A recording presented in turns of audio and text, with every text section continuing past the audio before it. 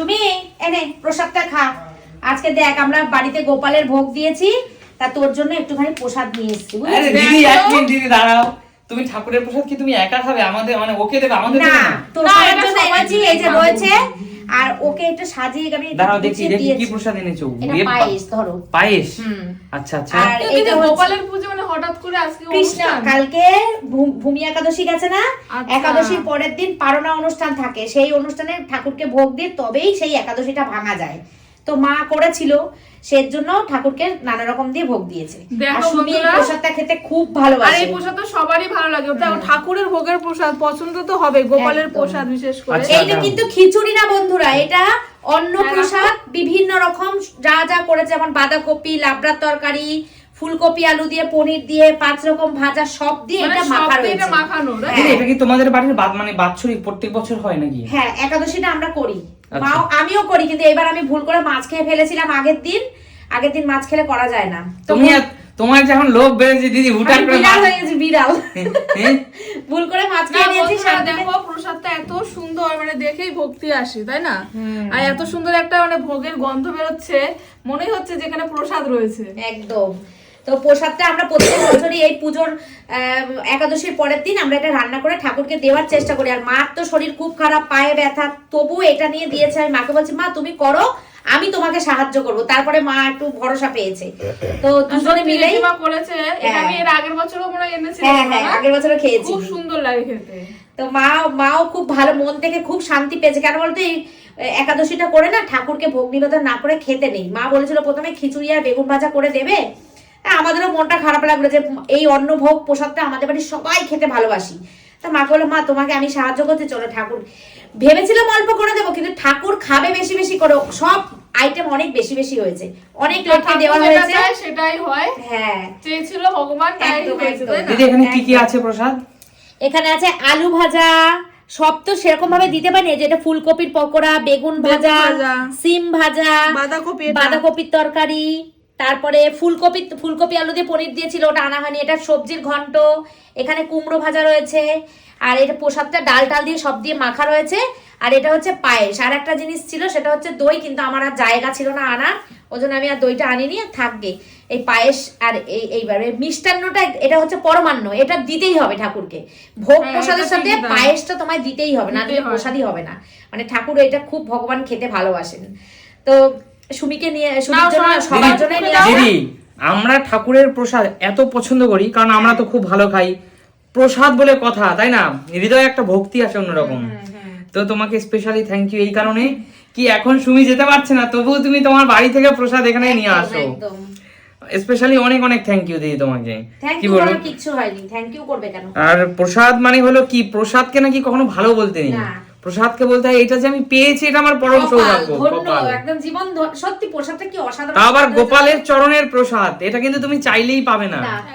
তোমার ভগবান যদি তোমাকে লিখে রাখে তোমার কপালে। আজকে আমাদের বাড়ি মিস্ত্রি দাদারা বলছে কি ভাত খেয়েছে, আমি একদম ভুল হয়ে গেছে, তোমাদের যদি বলতাম ভাতটা না খেতে খুব ভালো হতো। বলছে তবুও প্রসাদ তো খাবো, খেয়ে বলছে কি ভালো লেগেছে, ও বৌদি প্রসাদটা কি ভালো লেগেছে। তার কাছে খাও তোমরা, ওদেরকে সত্যি। আর সবকিছু যেন পারফেক্ট হয়ে যায়, দেখবি নুন মিষ্টি ঝাল সব পারফেক্ট। দেখো খেয়ে দেখো, এটা কিন্তু চেখে দেখেনি, কিন্তু সব পারফেক্ট। ঠাকুর কি জানি করিয়ে নেয় কিভাবে। আচ্ছা আচ্ছা। আর তো আজকে শান্টু ভাবনা আসেনি কেন সেটা বলো। শান্টুর তো পরীক্ষা, তাই জন্য শান্টু আসেনি, ও পড়তে বসেছে। শান্টু তো পরীক্ষা 12 তারিখ থেকে। আচ্ছা, শান্টু এইচএস দেবে তাই না? হ্যাঁ, শান্টু এইচএস। আচ্ছা, শান্টু এইচএস কবে থেকে দিদি? 12 ফেব্রুয়ারি। 12 ফেব্রুয়ারি থেকে। বন্ধুরা তোমরা কারা কারা এইচএস দিচ্ছ এবার? আমাদের তো নিশ্চয়ই ছোটখাটো বন্ধুরাও আছে যারা এইচএস দেবে, মাধ্যমিক দেবে। তোমরা কবে 2 তারিখ মাধ্যমিক শেষ হবে, উচ্চ মাধ্যমিক শুরু হবে। একদম একদম। তাহলে শান্টু কিন্তু এবার এইচএস দিচ্ছে। শান্টু একটু পড়াশোনায় মন দিয়েছে না, শান্টু কিন্তু ভীষণ ব্রিলিয়ান্ট স্টুডেন্ট, ভীষণ সিরিয়াস, পড়াশোনা নিয়ে ভীষণ সিরিয়াস। আমি এটা ওর মধ্যে লক্ষ্য করেছি। ও কিন্তু যেদিন আমাদের বাড়িতে আসে সেদিন কিন্তু পড়াটা কমপ্লিট করেই আসে, আগে থেকে কমপ্লিট করে আসে। তো ঠিক আছে, তাহলে প্রসাদ তোমরা খাও, ঠিক আছে? সবাই মিলে প্রসাদ খাও, আর সবাই মিলে বলো রাধে রাধে। রাধে রাধে। থ্যাংক ইউ দিদি প্রসাদ নিয়ে আসার জন্য। ঠিক আছে ঠিক আছে। বন্ধুরা এবার তো প্রসাদ টোসাদ খাওয়া হয়ে গেছে। দেখো সবাই মিলে আমরা এইভাবে গল্প করি যখন আমাদের কাজ না থাকে। এই যে রাজীব দাদা চলে এসেছে, জীবনে দরকার, এটা একটা টাইম পাস। রাজীব দা সারাদিন অফিসে ডিউটি দিয়ে এসেছে, এখন ক্লান্ত শরীর, তাই না দাদা? শোনো, আমি একটা কথা বলতে চাই। এই যে মা যে প্রসাদটা ঠাকুরকে দিয়েছিল, মা কিন্তু এই মুখ শুদ্ধি দিয়েছিল ঠাকুরকে, জানো তো? দিয়েছিল, জানো, দেখেছিলে তো? মা পান দেয়, বা এলাচ দেয়, মুখশুদ্ধি দিয়েছিল। তা আমরা তো মুখশুদ্ধিটা খেতে পারিনি, এই জন্য এই সুমি দিয়েছে আমাকে যে দিদি তুমি এইটা খাও, এ নাও জোয়ানটা নুন দিয়ে ভালো করে ভাজা, কি ভালো লাগছে খেতে। অবশ্যই না বলো, তোমরা চাও খেয়েছো তার মাঝখানে? হ্যাঁ আমরা চা খেয়েছি, ওগুলো দেখানো হয়নি। সুমির মা যখন সুমিদের বাড়ি আসে, এই বাড়ি আসে, তখন আমাকে আর চা করে খেতে হয় না, আর যদি না থাকে তখন আমাকে করে, কারণ এরা কেউ চা খেতে ভালো অবশ্যই দিদি, কিন্তু আমাদের ঘরে তো চা বিস্কিট সবই থাকে, চিনি সবই থাকে, কিন্তু আচ্ছা। এই দেখো বন্ধুরা, আমি তোমাদের বলি না যে দেখো আমাদের বাড়িতে হলে এরকম একটা সারাদিনের ক্লান্তি যে যার কর্মস্থল থেকে ফিরে দেয়। কৌশিক, তোমরা জানো কৌশিক একটা চাকরি করে, কৌশিক ডিউটি থেকে ফিরেছে। কৌশিক অফিস থেকে কখন ফিরলি? 5:30। 5:30। দাদা অফিস থেকে কখন ফিরলা দাদা? আমি আজকে ফিরে গেছি 6টা 6:30 দিকে। 6টা 6:30 মধ্যে চলে এসছো। সজল ভাইও চলে এসছে। এই দেখো ভাই ও ডিউটিতে চলে এসছে। চলে এসছে। আর এই দেখো সুমি বসে গেছে, আর এই দেখো আমি বসে গেছি। এবার সবাই মিলে এই যে সারাদিনের হাসি ঠাট্টা মজা। মা নেই, মা দোকানে। তুমি হাতে কি খাচ্ছ দেখি? এটা কি? এটা জোয়ান, এটা আচার ভেবো না, আচারের কৌটো, তবে এটা জোয়ান আছে এর মধ্যে। জোয়ান দিদি, জোয়ান কে জাল লাগিয়েছে। তাহলে তুমি ঝাল ঝাল মটন কষা কিভাবে খাবে? সারাক্ষণ মটন কষার নাম ওর মুখে। দিদি ঠিকই তো বলছে, তুমি যদি জোয়ান খেয়ে যদি ঝাল লাগে তোমার, তাহলে মটন কষা কি হবে? এটা কিভাবে খাবে দিদি? এই যে আমি খাবো না ওটা, এই যে এইটা আমি এখন খেলে তো ডায়েট দিদি করছি, পাগল হয়ে যাবে। আমি ডায়েট করছি, খাবো না। এনে ধর খাবো। কৌশিক, কৌশিক আমার হাতে, ওর এই ফোনটা কিন্তু ওর বের করে আমার হাতে দিয়েছে, যদি হয় মানে কি পাস করাইতে বলছে। দেখে নি। আচ্ছা আচ্ছা দিদি, তাহলে অনেকদিন তো তুমি পার্টি দাও না, একটা পার্টি দাও। দেবো তো, ফেসবুক থেকে পেমেন্টটা পাই। আর কৌশিক আছে পার্টি যাওয়া, ও ভগবান শ্রীকৃষ্ণের কাছে এর স্বর্গ একটু দর্শন করতে যাও। বিয়েতে খাবো একবারে বউ ভাতে। না দিদি বলেছে সবাইকে কাশ্মীর নিয়ে যাবে। হ্যাঁ ওটাই বাকি আছে। আমাদের না। সুমি শুরু করেছে, আমি নাকি বললাম সত্যি কথাই তো বলেছে। তাহলে তুই কি করেছিস? এক মিনিট কাশ্মীর নিয়ে যাবো। বন্ধুরা, এক মিনিট বন্ধুরা, তোমরা তো জানো আমি আজকে অন ক্যামেরায় কথা দিচ্ছি, ভগবান যদি আমাকে দেখে আমি তাহলে কাশ্মীর ফিল আপ করবো। না, এবার যদি সারা জীবন শুনি তোমার মুখে ভগবান যদি আমাকে দেখে, টার্গেট রেখে দিয়েছি আমি, এইটাই রেখে দিয়েছি তুমি আমি। যদি কোটি কোটি টাকার মালিক হয়েও যদি বলো ভগবান যদি আমাকে দেখে আমি কাশ্মীর নিয়ে যাব, তাহলে তো হবে না। এইটার জন্যই তো এই কথাটা। শোন, তোর দাদা কোটিপতি হলে তোরা বুঝতে পারবি, এই ভাগা বাইক থাকবে না, না, তোদের না। বুলেটে চড়বে। শোনো দিদি, কোটিপতিকে কোটিপতি আর কি কম আছে নাকি? চুপ কর। দিদি, তুমি মুকেশ আম্বানিকে দেখেছো? দেখেছি। ওনার ড্রেস আপ দেখলে কি মনে হয়? একটা সাদা জামা, প্লেন একটা প্যান্ট। কেন জানো?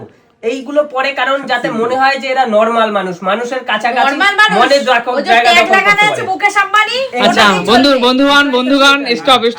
এক লাগানো আছে আমার Right.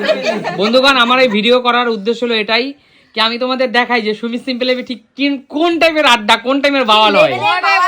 আচ্ছা এই বাওয়ালটা যদি হয় তাহলে অনেকের মন ফ্রেশ থাকে তো, একদম। সারা দিনের দুশ্চিন্তা, ফ্যামিলির অশান্তি, সামাজিক অশান্তি এগুলো দূরে থাকে মানে তো। আমরা কখনো ডিপ্রেশনে যাব না। অবশ্যই, তাই না সুমি? ঠিক বললাম তো? একদমই তাই। আচ্ছা সুমি, এখন শরীর ঠিক আছে তো? হ্যাঁ ঠিক দাঁতে ব্যথা কমেছে একটু?